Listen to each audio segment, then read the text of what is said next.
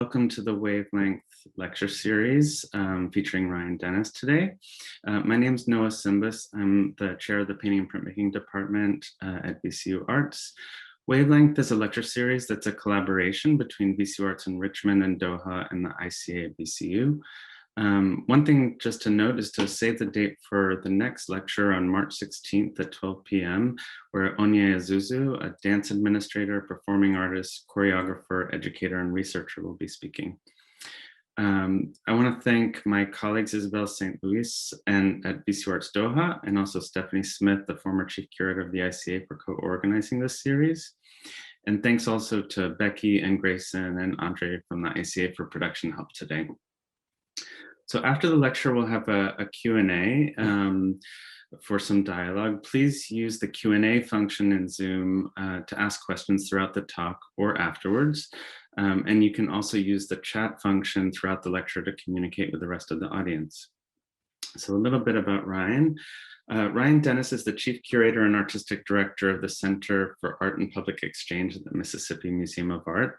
Ryan previously served as the curator and programs director of Project Row Houses, where her work focused on African-American contemporary art with a particular emphasis on socially engaged practices, site-specific projects, and public interventions.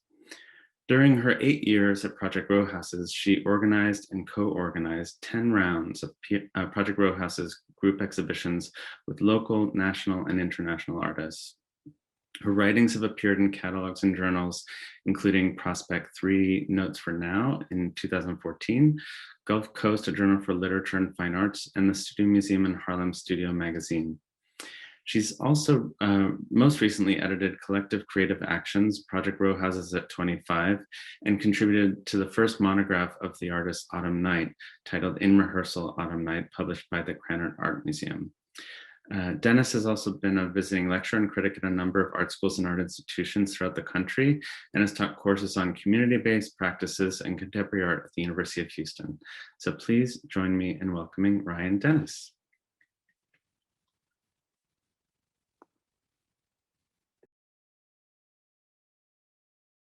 You're on mute.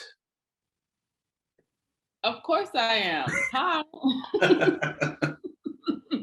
Thank you so much for the introduction. It's nice to be in this space with you and all of our participants. Good morning, good afternoon, good evening. I'm from Jackson, Mississippi. I just want to take a moment to thank everyone for being here and really express my gratitude to Noah for the invitation and to all the folks at VCU and ICA for making this possible, especially those that are working on the tech side and just doing what you can and do in the moment of a global pandemic, still making things happen. I appreciate you. I also want to just say thank you to those that are tuning in from Doha. I think it's about 8 or 9 there. And so making time in the evening to be with me and us is deeply appreciated. So I am kind of revisiting a talk, components of a talk from a few years ago, thinking about this idea about curating possibility, which is something I still hold with me every single day. And as I am kind of even in my new role at the Mississippi Museum of Art, I think this idea around curating possibility came about from my inspiration of being inspired by the work of artists, their movement, their rhythms, their dialogues that they're attempting to have with the public and themselves. I think in a kind of national context and locally, I have so many conversations with people who really motivate me to participate in shape-shifting and advocating for the changes that we want to see through a kind of socio-political artistic lens. So I think in this moment, particularly right now, thinking about compassion and empathy, strong will, this kind of question of like self-determination, I've really come to see how social change and like collaboration and changing new systems or changing systems that have been a part of our lives is within reach. And I just want to within this space really encourage us to continue to strive and push for the changes that we want to see within ourselves, to show up as our full present selves, um, artists, as arts workers, as people who are making contribution to a kind of cultural landscape um, in this country and beyond, and always just keep pushing the boundaries um, of one's own self. So another kind of moment of this talk is to take some time to introduce you all to my work and give a sense of my trajectory. So I'm going to share my screen and turn my video off. 1 second.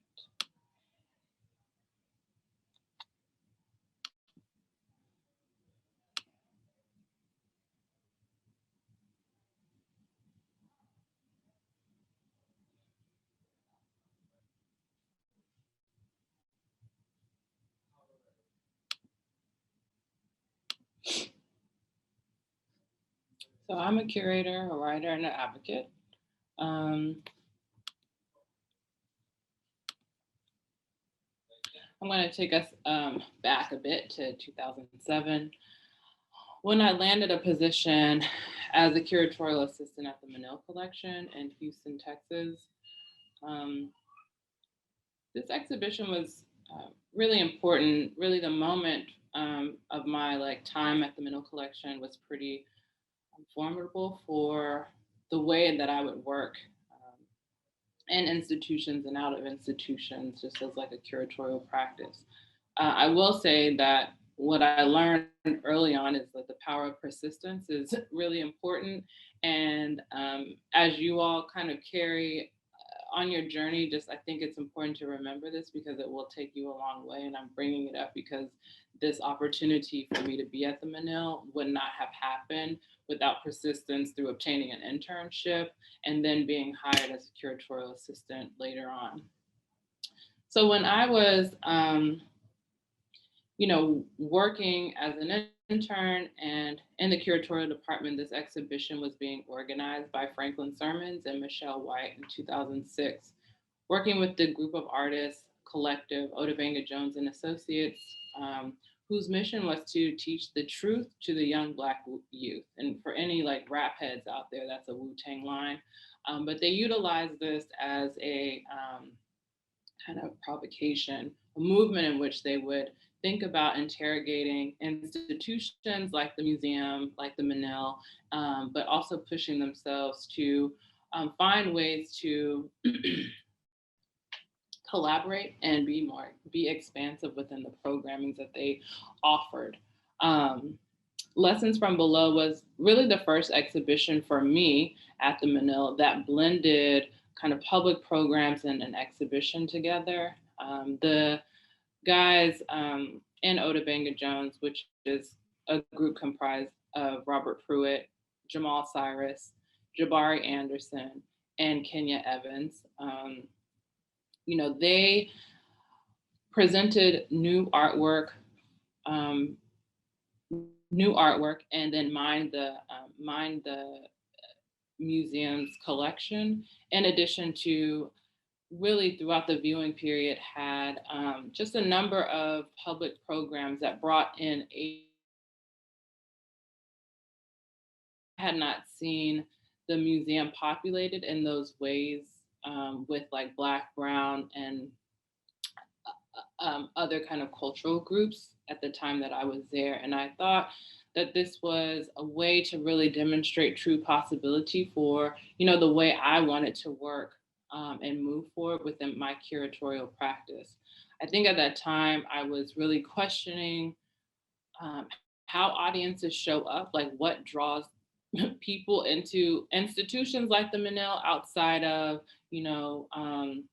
quote unquote important artwork. I was also volunteering at Project Row Houses at that time, and my younger self was out and about going to so many different art shows and really learning more about just the kind of makeup of different smaller scale arts organizations like Lawndale, Diverse Works.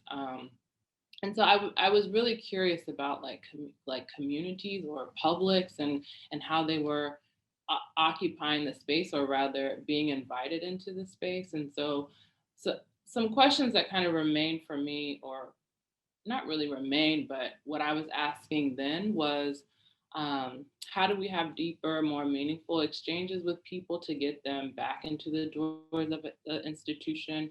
What is, in fact, community building while platforming art and creativity?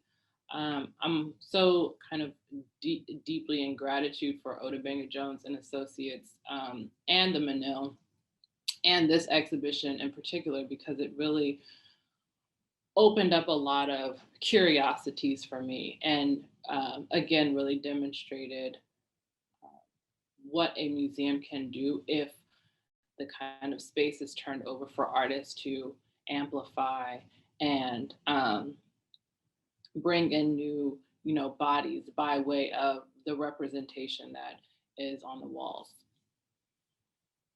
As I continued my work at the Manil, I realized that I needed to expand my understanding of museums and other art organizations elsewhere. So I moved to New York after about 2 years of working at the Manil, and I attended Pratt Institute. I got my master's at Pratt in Arts and Cultural Management with a curatorial focus.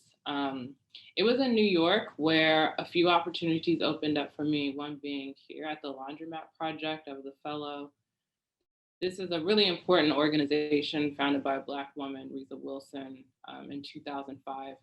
This organization, which at that time, this is about 2009, 2008, at that time was run by program director Petrushka Bazin, and I was a fellow, and we were running a series of workshops and laundromats across the city in different boroughs.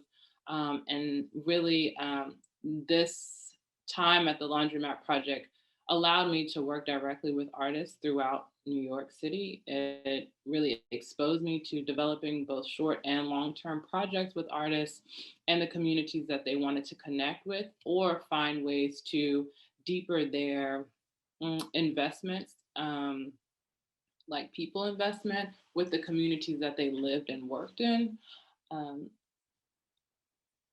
And I would just really encourage folks to check out the Laundromat Project if you don't know it already, because they're doing such important work in terms of community building and really living into their values as a nonprofit arts organization supporting artists of color throughout New York City and beyond.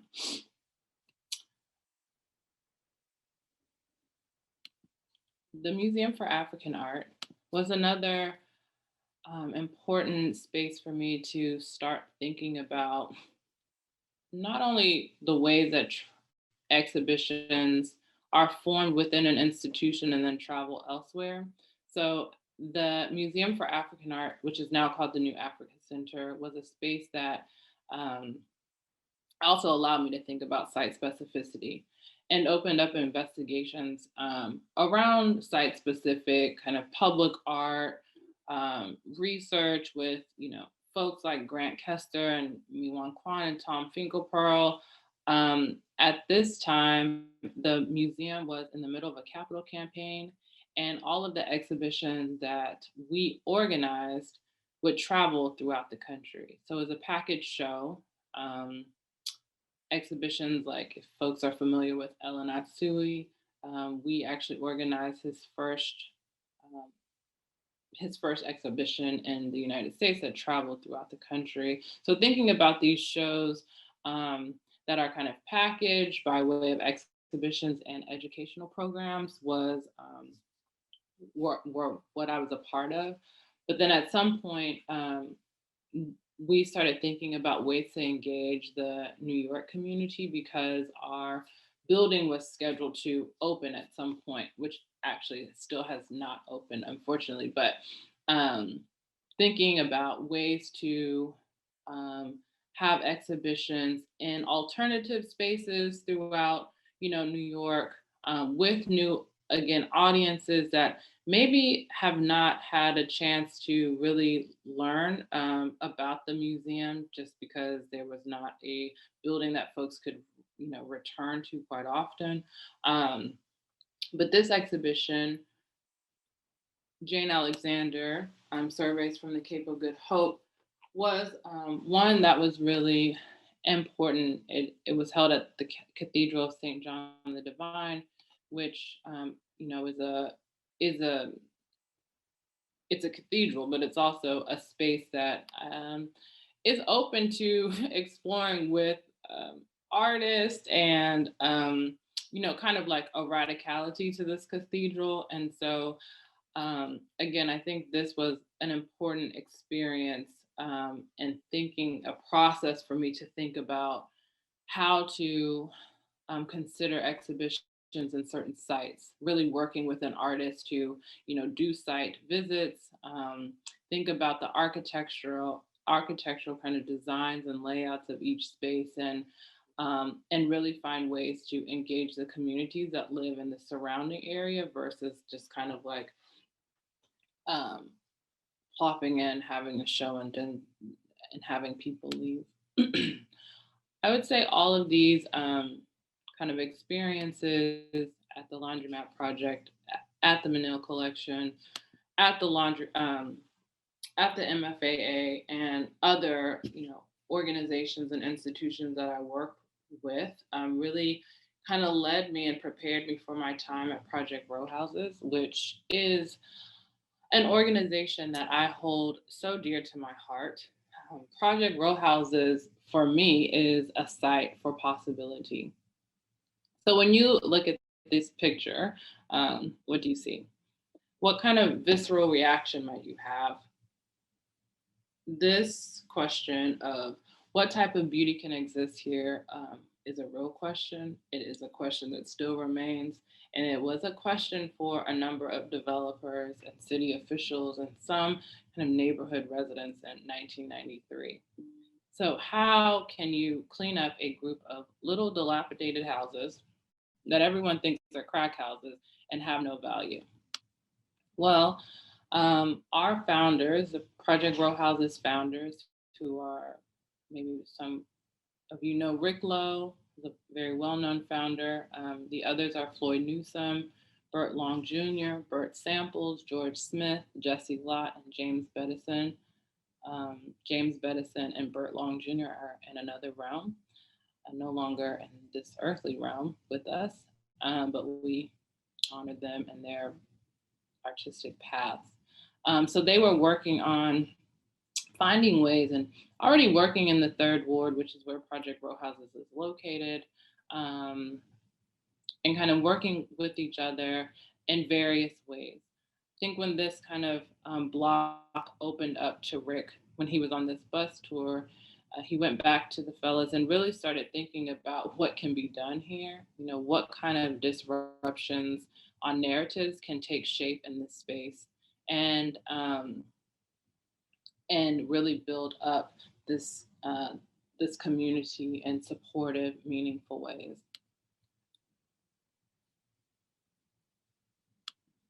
The work of African American artist John Biggers really allowed for our founders, particularly Rick, to explore the shotgun house as an aesthetically valuable object.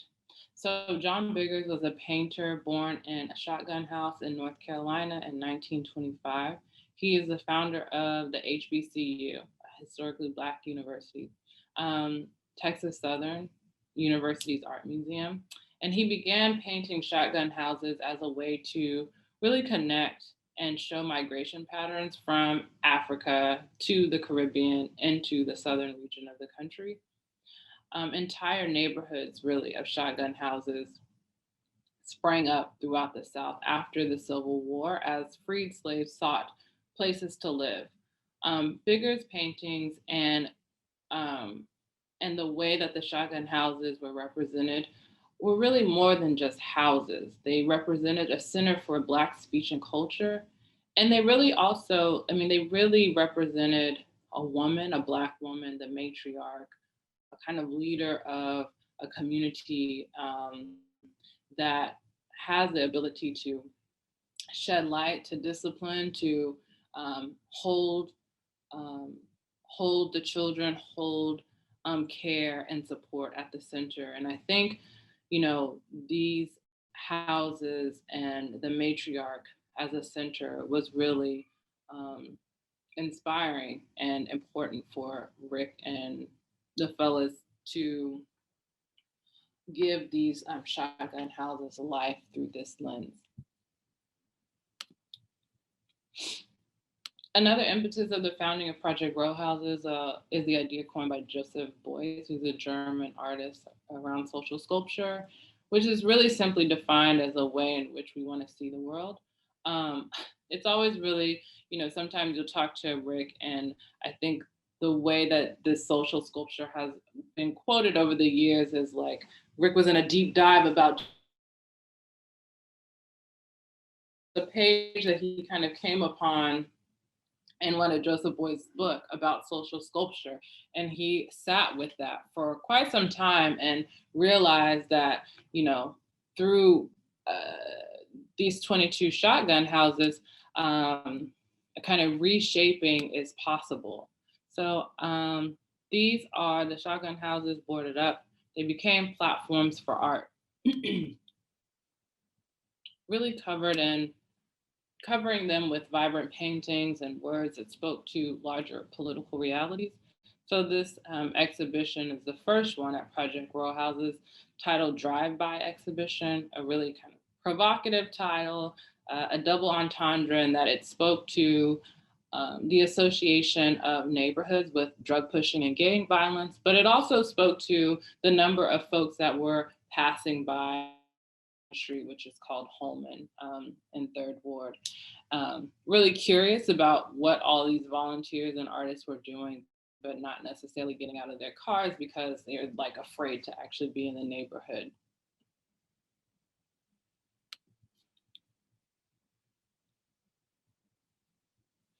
In 1996, the Young Mothers Residential Program at Project Row Houses started. So the program really provides housing and counseling and personal growth and parenting skills, allowing mothers to raise their children in a creative, nurturing community. The program offers 2 years of subsidized housing and one of 7 refurbished, fully furnished row houses. The kind of the recall, if you will, in the ways that communities used to be when neighbors knew each other and really gave a helping hand when needed. Um, this kind of image reflects the shotgun houses, the Young Mothers program, and the back of the shotgun houses in the courtyard. A kind of resemblance, if you will, to a John Biggers paintings with the red rooftops, but really sites for love and care and support. This is some of the inside spaces of the Young Mothers Residential Program, which I will say that has expanded significantly actually over the last 27 years.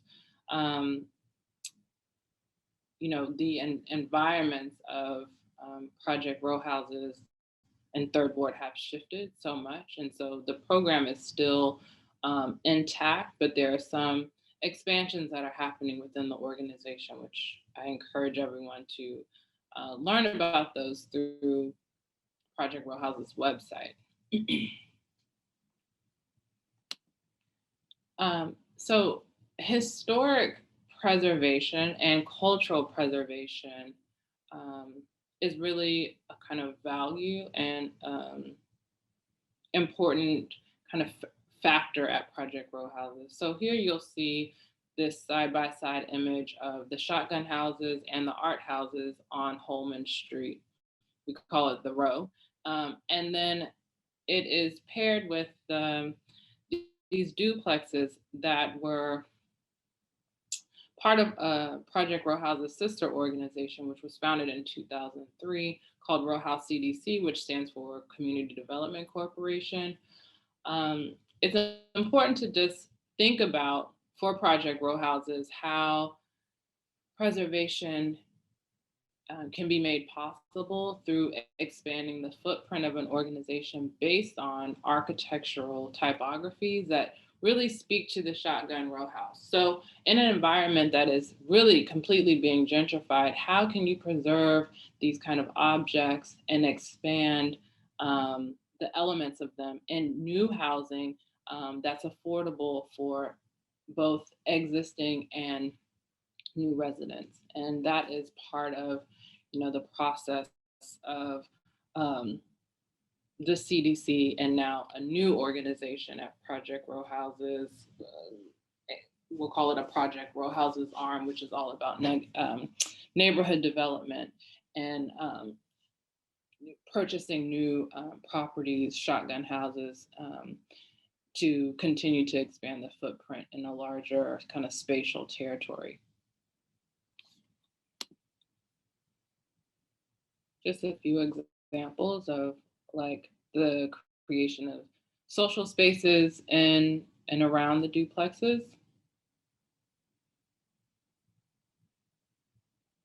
Historical preservation, thinking about the building of new properties. This is called the extra small house, which has a footprint of the shotgun style house, and it was done for $30,000, thinking about affordability and sustainability in our communities.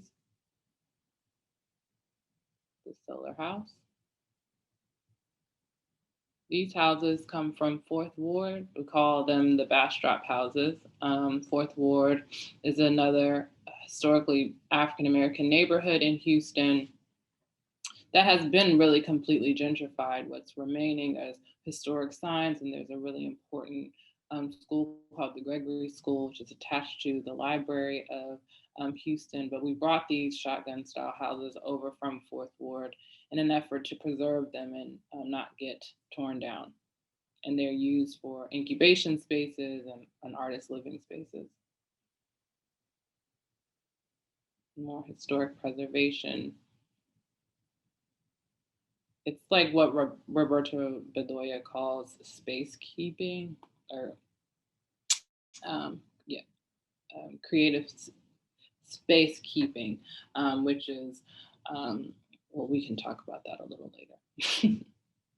The Eldorado Ballroom, a site that has been here since 1939, used for incubations at the bottom, for small business owners and artists. It was also a site to house our archive. And then up top is a dance floor, ballroom, with beautiful original wood flooring, and it's rented for a myriad of events and programs. When I think about cultural preservation, I think about a project that I organized with an artist, William Cordova, on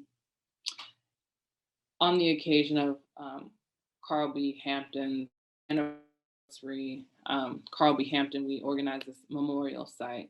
So he was a tireless organizer who really worked to establish the People's Party 2, which was a Black revolutionary group modeled after the Black Panther Party.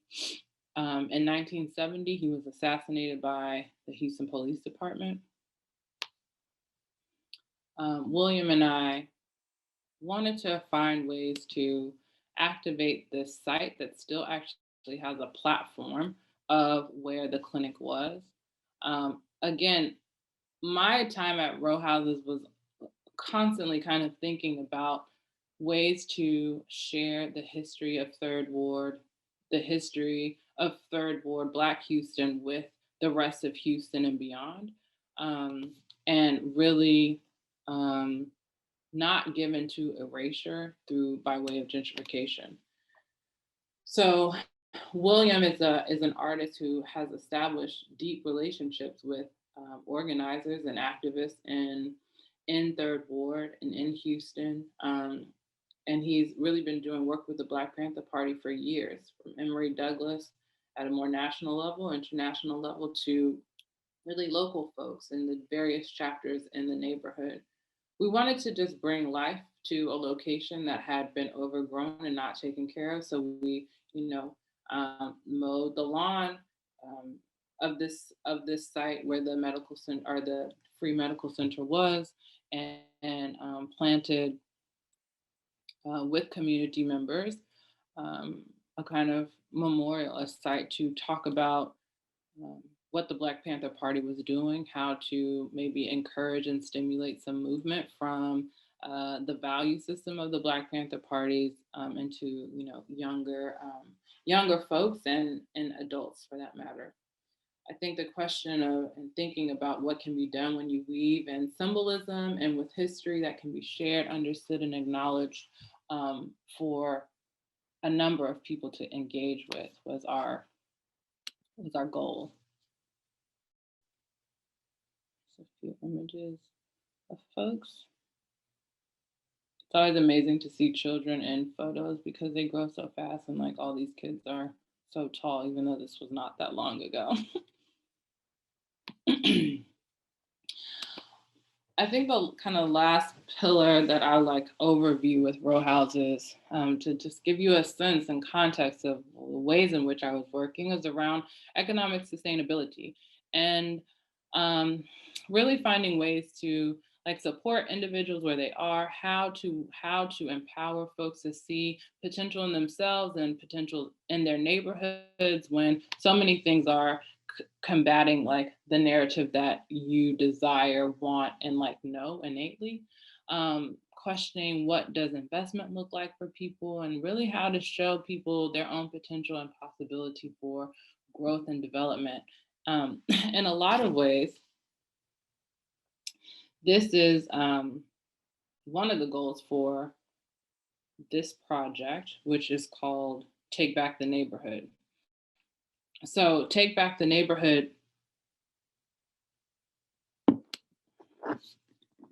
is at the corner of Dowling and Anita, which this is like a main kind of throwaway in Third Ward. So Project Row Houses site expands right across the street. And this gas station was just full of illicit activity, honestly. Across the street, there are more duplexes, there are families, there are children, there are elders. And at some point, it kind of just got out of control. So artists and folks at row houses really decided to like shift the energy, just say, what can we do together to create a different movement in this space? So they had a party that stimulated a lot of folks coming out for good activity, for community building, and to really lean on the gifts and talents of folks like folks who could provide food and music for entertainment.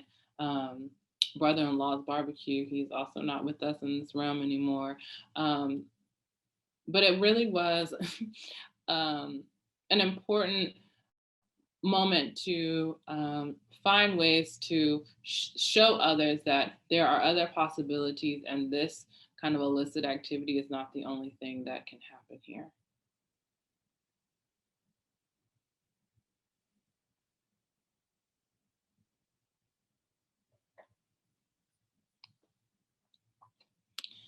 So at row houses, that is, I could talk about row houses all day, but that's like a kind of big overview and some of the ways that art and creativity and working with artists can shift new kind of narratives and possibilities. I was responsible for creating synergies within the multiple programs at row houses, from the Young Mothers program to to the neighborhood development program, connecting with residents, and obviously the biggest one was through the art program, which started from the beginning of exhibitions rounds. working with over 450 contemporary artists to really present site-specific installations and houses that you'll see here. So when I departed, we were on round 51, and the installations have ranged in topics over the years. The rounds are real opportunities for artists to take risks within their own practices, really kind of create some layers and nuance within their work and respond to the neighborhood, the architecture of the house, and beyond. The rounds for me was an opportunity to give artists of color, specifically Black artists, an opportunity to delve deeper into their practice and at times, really collaborate with the community that we built so much trust with. So this installation is of an artist, Monica Villarreal, who is an actress who's based in Houston. Her work really explores ethnicity, identity, gender roles, migrant, and environmental issues.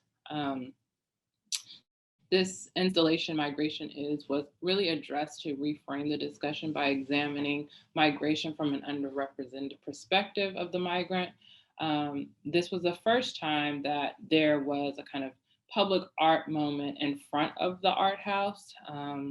We really wanted to give a sense of like the border wall and for people to be confronted with this as soon as they came on site and entered into this house. And again, maybe a very provocative insinuation that needed to happen, right? We know the history of the border wall to this day, which is still an issue, and we wanted to have deep conversations with our communities and folks as a possibility to explore with folks their positions on the matter.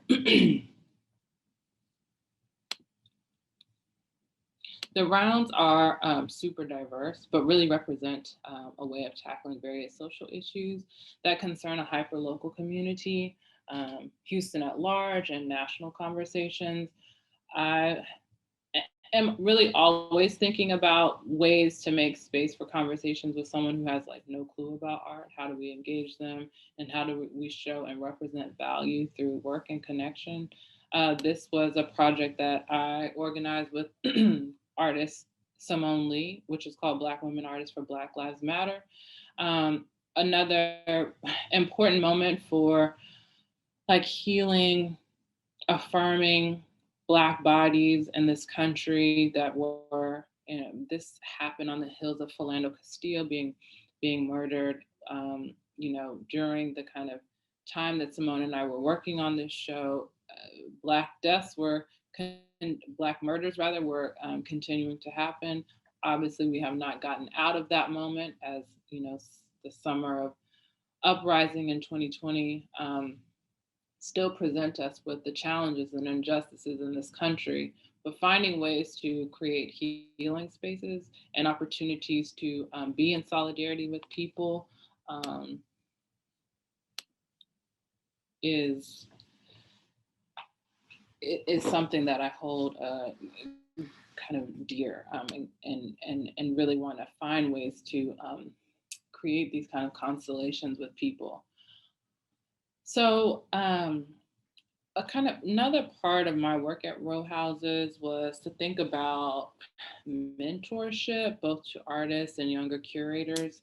I established, so this program, which is called Summer Studios, is still going on, and it was established before I got there, but when I arrived in 2012, I was able to take a pause and evaluate the program and think about ways to engage past participants, and realize really that something was missing within the structure, the way that it was kind of envisioned, which was around mentorship. I realized at some point that younger artists needed some support to just work alongside artists, like a kind of more established artists, for pop-ins, for critique, for idea exploration, et cetera. So this program is a 10-week program. 6 weeks of it is in a studio space, and then there's a 4-week exhibition. And I created a kind of space for there to be curriculum building that starts at the beginning of the 6 weeks period. And it's been really such an incredible, what is always beautiful from my perspective is to see how artists evolve and how younger curators are able to talk with younger artists about, the kind of processes with their work and really develop together.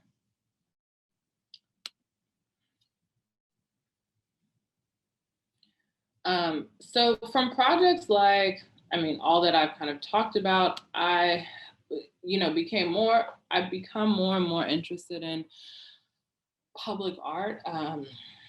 This idea that like public space has its own rhythms and use and regulations and frequently changing on a kind of daily or seasonal basis.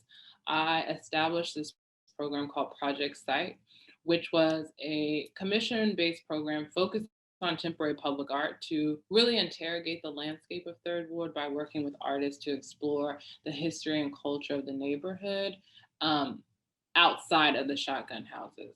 I think at that time I was really maybe frustrated actually around the use of public art. When people thought about public art, it was really in these like staunchy traditional forms like sculptures in parks or murals in a building. And I just wanted to, you know, expand that. I wanted people and I want people to think about public art as a real experiential um, participatory practice that engages with objects and people and really recognizes its environments, right? So um, for me, the question was like, what does public engagement look like in Houston, and how can public art serve as this kind of conduit to connect individuals and expand conversation and really highlight a richness of the neighborhood? I can't stress that enough because Third Ward was and is facing gentrification, and erasure is happening with Black and brown bodies across this country. And so I'm always interested in finding ways to give value and share kind of storytelling by way of and narrative shaping by way of artistic production. So you'll see here a few images of just this is a temp. So this, sorry, um, this project was realized with Otabanga Jones and Associates, and it's this temporary outdoor community radio station that was broadcasted out of this 1959 pink Cadillac Coupe de Ville, which was actually originally commissioned by Creative Time in 2014, and then we brought it and retooled it and we kind of programmed aspects of it for our hyper local community. So every weekend, Friday, Saturday, and Sunday, we would have programs from in the evenings from 5 to 8 and on the days from 12 to 5, which explored sonic like music. This is one of our founders, Bert Samples, who's a paper conservator and an artist, but also loves music. And so, like again, how do you give space for folks to do the things that they love, that they're brilliant at, and share it with people? DJ sets and music, interviews. That's a whole keyboard on that platform. It was amazing.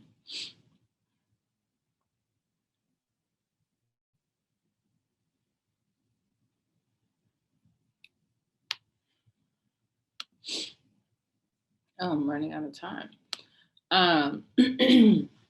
So another project that thinking about space use, expanding the way that we think about utilizing space was with a project I organized with the University of Houston's Cynthia Woods Mitchell Center for the Arts.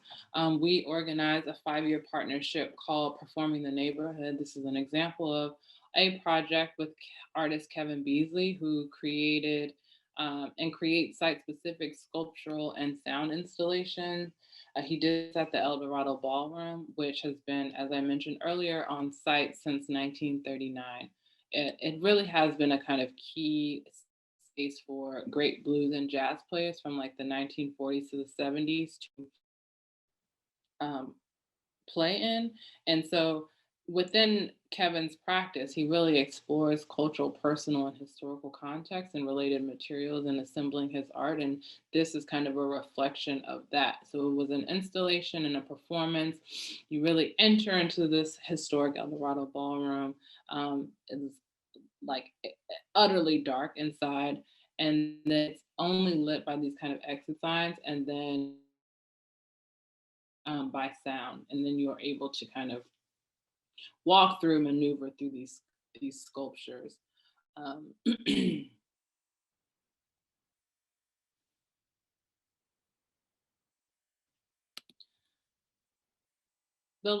I'll kind of breeze through this. The last two projects that I'll speak about related to row houses um, was first the strategic art plan. Um, so you can see here this dotted area, which kind of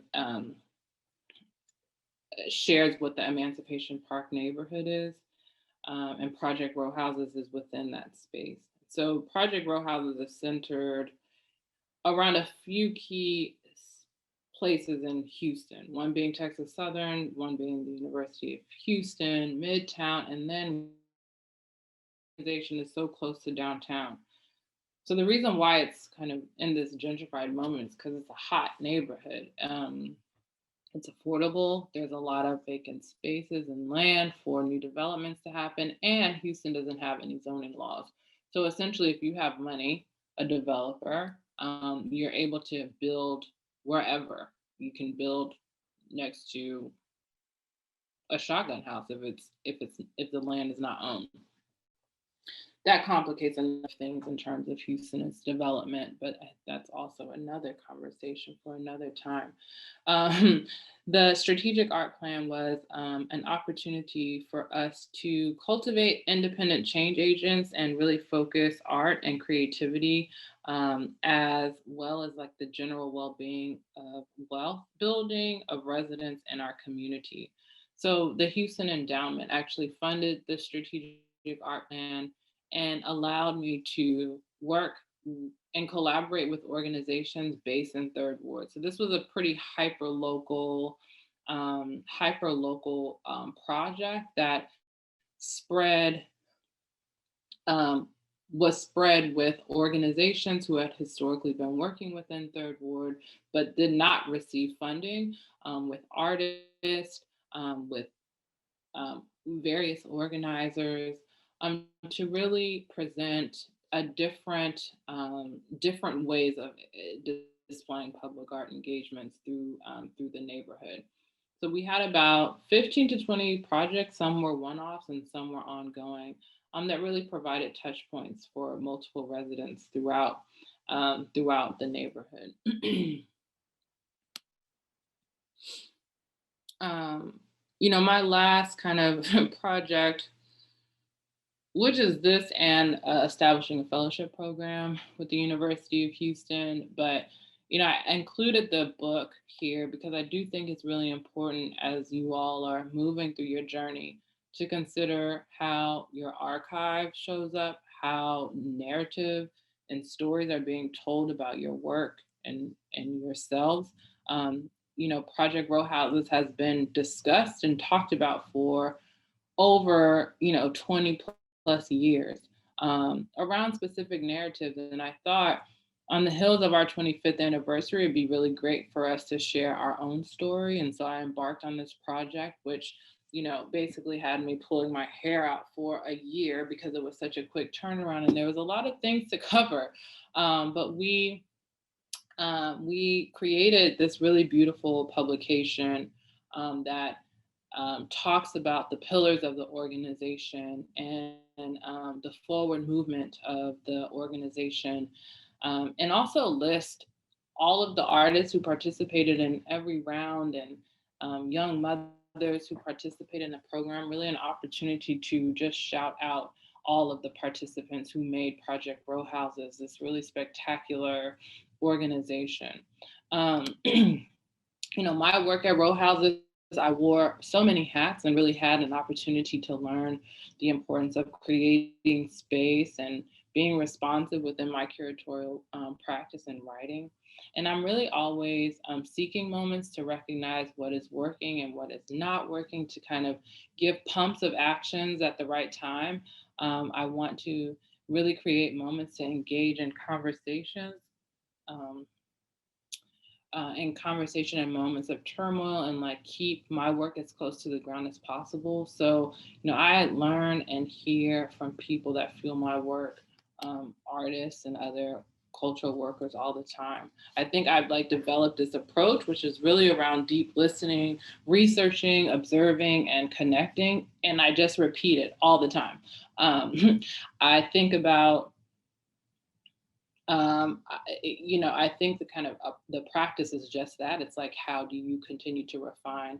How do you elevate? How do you leave behind what's not working? But I will say these like value systems of listening, researching, observing, and connecting have been really part of what has led me to this journey, which is now working at the Mississippi Museum of Art, which I've been here now for 10 months. So the Mississippi Museum of Art's mission is to connect Mississippi to the world and the power of art to the power of community. And it is a collecting institution which um, consists of work created after 1900s and includes paintings and works on paper, sculptures, and emphasis on work originating in the American South. My work here is about presenting exhibitions reflective of the Jackson community, which is 90% African American. So how do I have shows with more contemporary artists of color, with more Black artists? How in this moment of like COVID do we think about having, folks are scared to and nervous, as they should be, to come into like smaller spaces like museums. So what can we do to bring art to the public? In September, I launched this project. Exhibition came here. Drew City in the Grass, and actually just closed a few weeks ago. So we are in the process of working on a pretty ambitious outdoor public art program at the museum.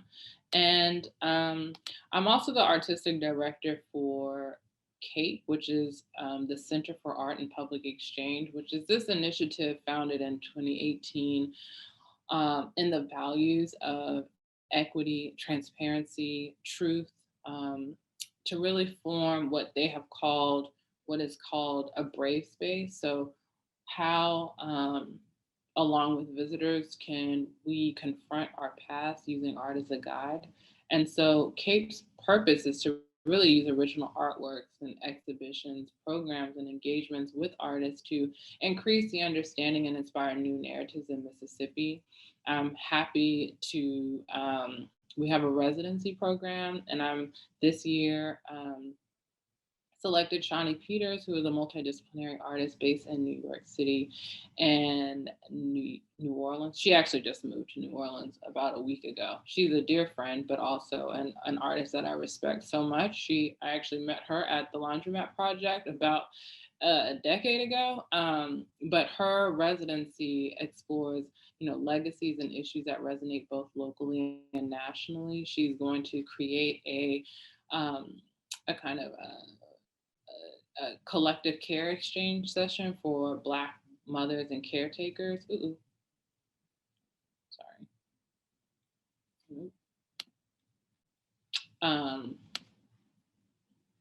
Caretakers with community partners that we are kind of currently building up, and really build a kind of dynamic PSA care campaign, which I will say has not been the most easiest thing as we've started this year, still in a pandemic. So the question at this point is how to have like community-based exchanges via Zoom, which is a very different and complicated, situation to navigate, but we're working through it. The last kind of thing that I'll share is this project I'm working with, or exhibition that I'm organizing with my co-curator at the Baltimore Museum of Art, Jessica Bell Brown. We are, I can't say too much about it until it's released, but we are working on an exhibition that will have 14 intergenerational commissions from artists throughout the country, Black artists throughout the country, who will meditate on their ancestral ties to the South and the impact that the Great Migration has had on themselves and their families, history, really in a self-determined way, and expanding the narrative around how people have come to understand the Great Migration, not from a trauma-based narrative, but more from, we are hoping to just yeah, make it more expansive, more nuanced and complicated, to have richer dialogue around the South's impact on basically culture in America. With that, thank you. I'm really looking forward to the Q&A moment. Thank you. Let me stop. Thanks, Brian. Thanks very much for that talk. There's a lot to dig into, and there's a few questions already. And if anyone else wants to chime in, you can add them in the Q&A function. So the first question is sort of simple and complex, I think, in both ways. How do you manage to balance and split your energy between your creative work, activism, and self-care? Okay, that's a really great question, and I appreciate any question related to self-care. I will, full disclosure, say I'm a self-care fool. So I believe that if myself is not centered and taken care of, I'm good for no one. I also have a 17-month-old child, which forces me more to consider self-care as like an act of support for her and my mental state. I mean, I, as you can see, have delved in a number of like ambitious projects, but self-care is always at the front, and also care and centering how I work with artists is also at the front of my value system. So for example, we are organizing this exhibition in the middle of a pandemic, which we thought would have a lot of travel as like a research component, and just being upfront with artists and just letting them know, like, don't kill yourself to travel for this exhibition. I mean, there are like digital ways that we can deal with the archive, etc. But yeah, I'm a proponent of like luxurious baths. I do yoga. I'm actually started a yoga challenge for this month, day 2, but I also meditate. I think the kind of practice of ritual, how that shows up for you, like really like writing it down. Like, what is your ritual? How do you wake up? How do you turn off from work? How do you just take a moment to say, like, I'm actually not doing anything for the next 30 minutes, just to like give yourself some downtime, is really important. And that's how I balance it. I prioritize it. Cool. One thing I was wondering about also is, with the Menil project at the very beginning, and then sort of at the end, your new work in Mississippi, with there's sort of these collecting institutions that are, dealing with art objects, and there's so much work in between that is sort of new genres of public art, socially engaged practices, public programs, things that are much more kind of ephemeral in a lot of ways. And I guess I'm wondering how you think about kind of the different ways of impacting sort of social justice work or equity issues between sort of the way that an art object functions in an exhibition context versus the way that more kind of socially engaged work works. Do you know, like, how do you think about navigating between those? Yeah, I mean, I think what drew me to the museum was also thinking about what that looks like. So, it is something kind of to be back in a museum that is collecting and dealing with this question of, social social engaged practice, kind of new media and art.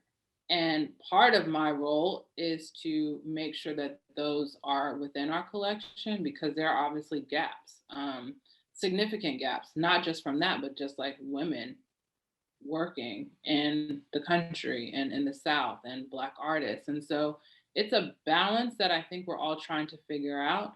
I'm actually charged with creating a new um, collection policy, and has not been done since 2014. So we're working towards that in the fall into, the spring of 2022.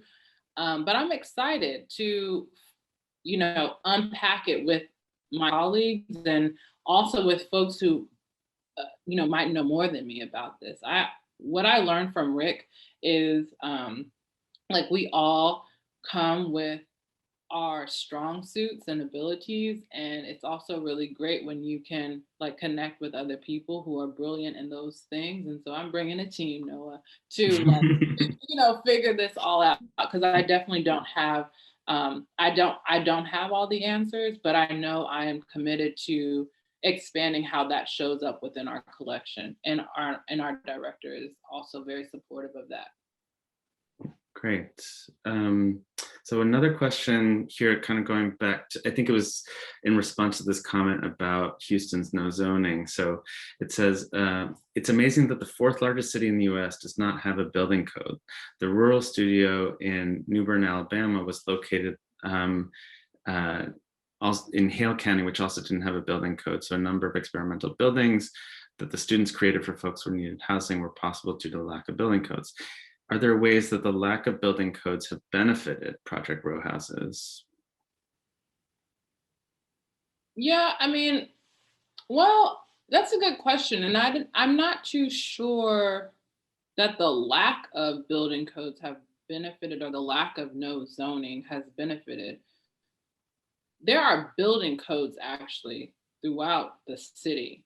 The no zoning comes from if you don't have money to purchase land, essentially you can build wherever you want throughout Houston. And that's what creates the challenge. And that is why Project Row Houses is an important institution to disrupt and to expand the footprint on how we see, say, shotgun houses throughout the neighborhood. Because if anyone has an opportunity to go to Houston and see, the neighborhood, it's full of townhouses right now. So, the building codes or no zoning would be really important. And say areas that you're in right now, Noah, in the Heights, there are codes that delineate you can only like build so high up, or you have to have a really particular way of new architecture and new houses is presented in a neighborhood.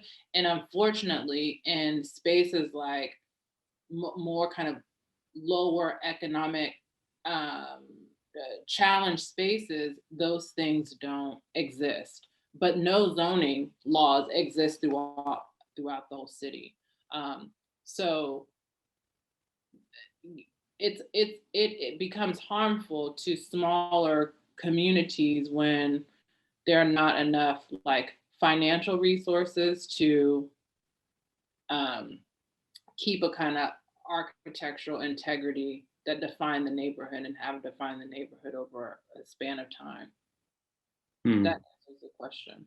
Yeah, it's interesting. I remember Rick once referring to like the development corporation that was sort of connected to Project Row Houses as being sort of a solution that they then became part of the sort of the monster of development in Houston. Yeah. And it was like something to reconcile.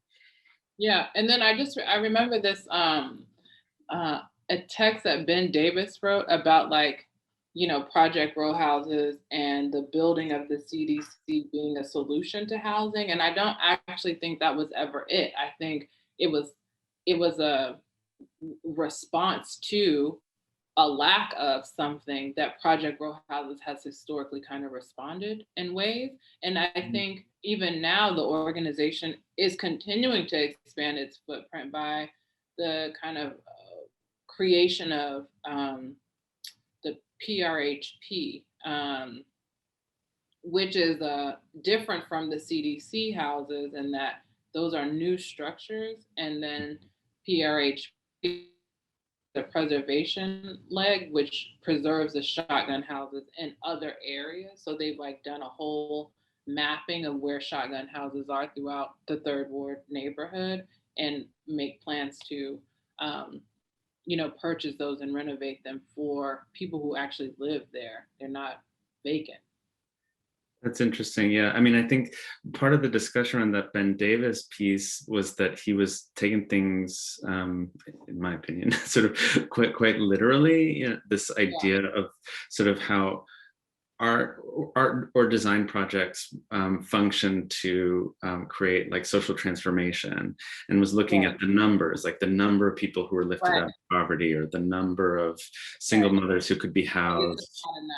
Right. I mean, it's actually always been a point of frustration, right? For a small organization like row houses to have what we understand as an impact, right? The question, like, for the Young Mothers program is like, y'all only have 5 mothers in the program. That's not enough to like actually do anything. But when you think about it, over a span of time, there have been over, 70 women plus who have really benefited with their children from this, program that can't just be quantified in those ways. I mean, that's always like the thing with philanthropy, or even like a way that a lens of criticism might happen, because it's like always thinking in the big extreme versus like, well, smaller impacts are really important too, right? Mm-hmm. And deserve funding and support. Yeah, exactly. So here's another question asking if you have any outside influences, which I guess maybe as a curator, cultural producer, other folks that have influenced you. So many, yeah.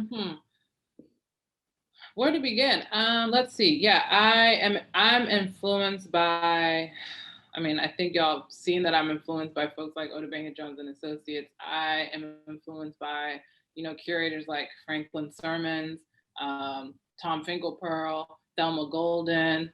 I'm really influenced by Linda Bryan Good, who is just above Midtown's, founder. I'm influenced by folks like Thomas Lax and my contemporaries, Rejeko Hockley, and I mean, I'm really inspired by artists and influenced by people's ability to expand and explore different modes of production, right? Like I'm not, as you can see, maybe like the most traditional tracked person within museums and within institutions. So it has, I always think of myself as like this curator on the margins, and so I'm just inspired by folks who have taken different paths to like into their careers that might be in or out of museums. I hope that answers your question. Yeah, I think so. There's another question that I'm going to try to synthesize a little bit, referencing that Charles Blow had talked about proposing that Black Americans in the North return to the South with the intention of establishing political power in key cities. And I'm thinking about this in relationship to this Great Migration project that you're working on, and also the fact that you've worked, not exclusively because you were in New York as well, but a lot of your career has been in the South. And I'm just wondering maybe if you can speak to like your intentionality in terms of region. Do you know what I mean? Yeah, so I can't actually say too much about the Great Migration. If I don't know when this video is being released. Insider information, because our marketing department is like, don't talk about that, but here I've talked about it. So I'm not going to say too much about that, but I definitely think about myself as a Black woman, a curator who has deep ties to the South. Am I a regional curator? I I never really thought about myself as a regional curator until I moved to Mississippi. So this is kind of like a new thinking for me, although I have always found ways to be supportive of artists from the South, right? But I just didn't think about it in like a regional context. I think I've just been moving and navigating in ways that try to amplify the work that we've done in Texas and highlight artists, like within the Delta, or I'd say like Louisiana. But I also have tried to find ways to make connections so that artists on the North or, on the East Coast and the West Coast are in collaboration with folks from the South, and figuring out how that reverberates out. Because far too often, like the regionality of being in the South gets overshadowed. And so I've been trying to like amplify with a bullhorn really about like what's going on down here.